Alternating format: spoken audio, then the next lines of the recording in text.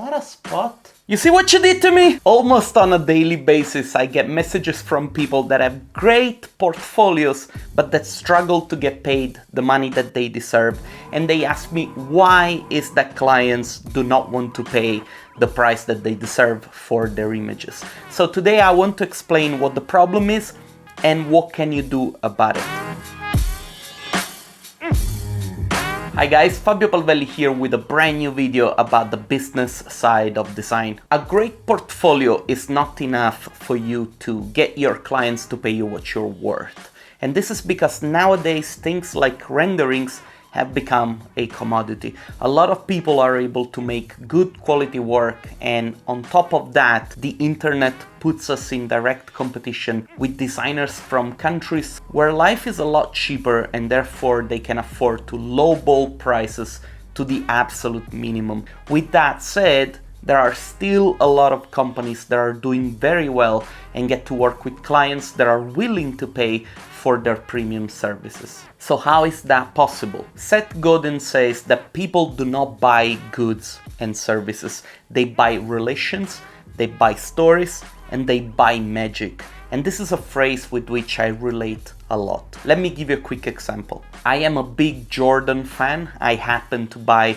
a lot of Nike shoes, and even though there are some Adidas shoes that I don't find too bad, let's put it that way, I always end up going for a pair of Nike instead.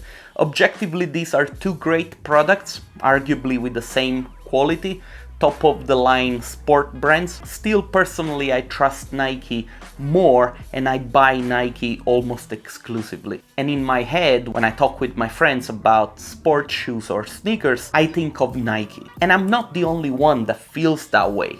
So why is that? If you think about it, I am sure that there must be some products or services that you also buy, not because of the product itself, but because of what the product represents to you. In other words, you buy things because of the personal relationship that you have with them. In design, it's the same exact thing. Even in the field of architectural visualization. Think about it. When you, as an artist, talk about architectural renderings, you automatically think of Mir, Beauty and the Beat, you think of Binyan, Luxigone, D-Box, and clients do the same thing. These are offices that have spent a great deal of energy into making great work, of course, but they also spent a lot of time and effort trying to build a company, trying to build a brand, trying to build something that it's definitely more than what the majority of people working in this field have done or will ever do for that matter. Now, this is not a criticism towards any other smaller or maybe younger creative firms. It is just an observation item that it's necessary for people to understand if we want to move up the value ladder. Now, the biggest misconception that artists have in their head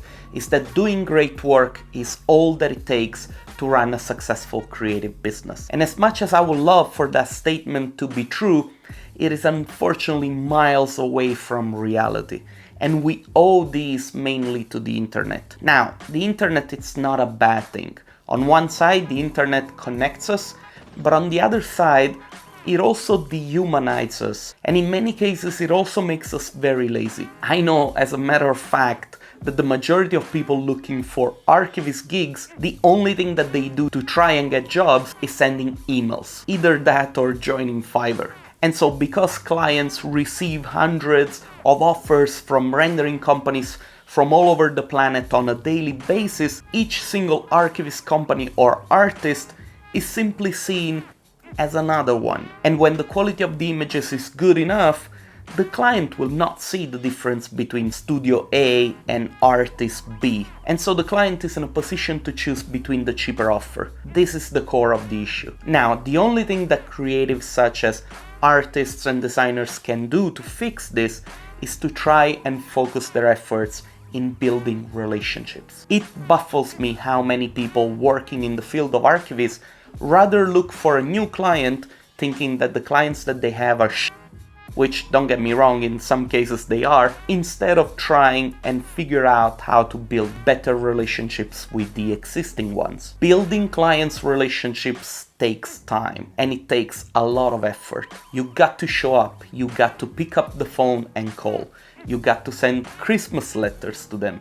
You got to go and visit them from time to time and bring them a box of chocolate. You've got to make them understand that you care about them. You got to show them your human side. That side that the internet and technology unfortunately don't really help showing. Matthew Bannister, the owner of 𝘊𝗶𝗶𝗃, he once told me how in the early days of the company, on a Friday evening, he will go and visit big architecture offices. He'll go upstairs, he will bring a small portable TV and some bottles of fresh beer. He would wait for the architects to pass by so that he could pop a beer open, offer it to them, and then show them their renderings and their visualizations. This is genius. Now, when I tell this story to others, most artists, they look at me like if I were crazy. For extraordinary things to happen, you need to put extraordinary effort. You want clients to consider you for being more than just another artist? Then do something extraordinary. Not all clients will be relationship material, just like in real life and just like in